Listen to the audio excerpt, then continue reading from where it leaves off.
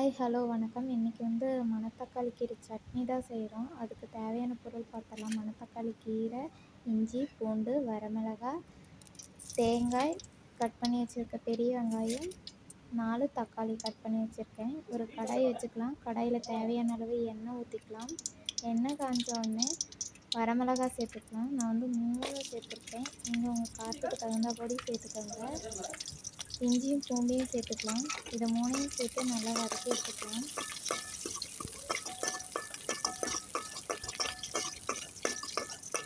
நான் மிளகாய் முன்னாடியே சேர்த்ததுனால எனக்கு மிளகாய் கோல்டன் ப்ரௌன் கலர் வந்துருச்சு.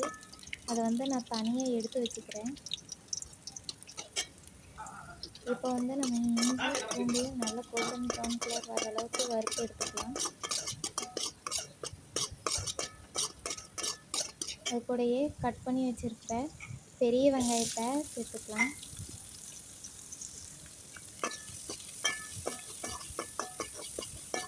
இப்போ ஓரளவு வதங்கினதும் கட் பண்ணி வச்சுருந்த தக்காளியை சேர்த்துக்கலாம்.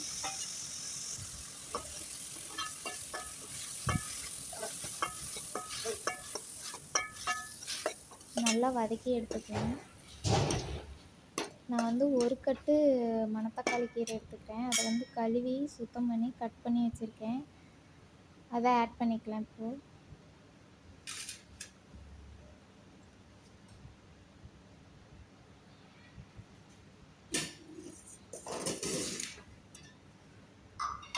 நல்லா வதக்கி எடுத்துக்கலாம். இப்போ பாருங்கள், ஒரு கட்டு ஒரு வடை சட்டி ஃபுல்லாக இருக்குது. இது வதங்க அப்படியே குறைஞ்சிடும்.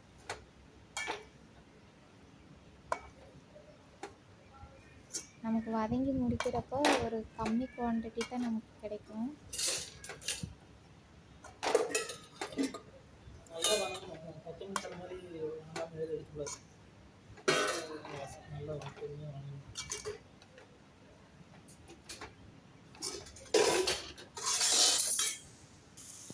இப்போ பாருங்கள், இவ்வளோ தான் நமக்கு ஒரு கட்டு இலைக்கு நமக்கு இவ்வளோ தான் கிடச்சிருக்கு. இது கூட நம்ம கல்லுப்பு சேர்த்துக்கலாம். கல்லுப்பு சேர்த்துட்டு நல்லா கிண்டி விட்டுக்கலாம்.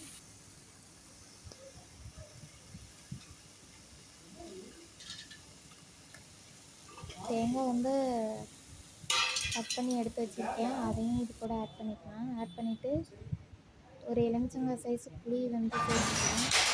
இப்போ மிக்ஸி ஜாரில் வறுத்து எடுத்து தனியாக வச்சுருந்தோம் இல்லையா மிளகாய், அதையும் போட்டுட்டு நம்ம வதக்கி வச்சுருந்த மணத்தக்காளி மிக்ஸை இது கூட சேர்த்து நல்லா ஃபைன் பேஸ்ட்டாக அரைச்சி எடுத்துக்கோங்க.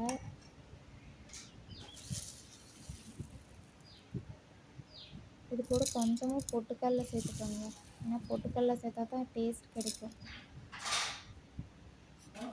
இது பாருங்கள், பேஸ்ட்டை அரைச்சி எடுத்துகிட்டு வந்தாச்சு.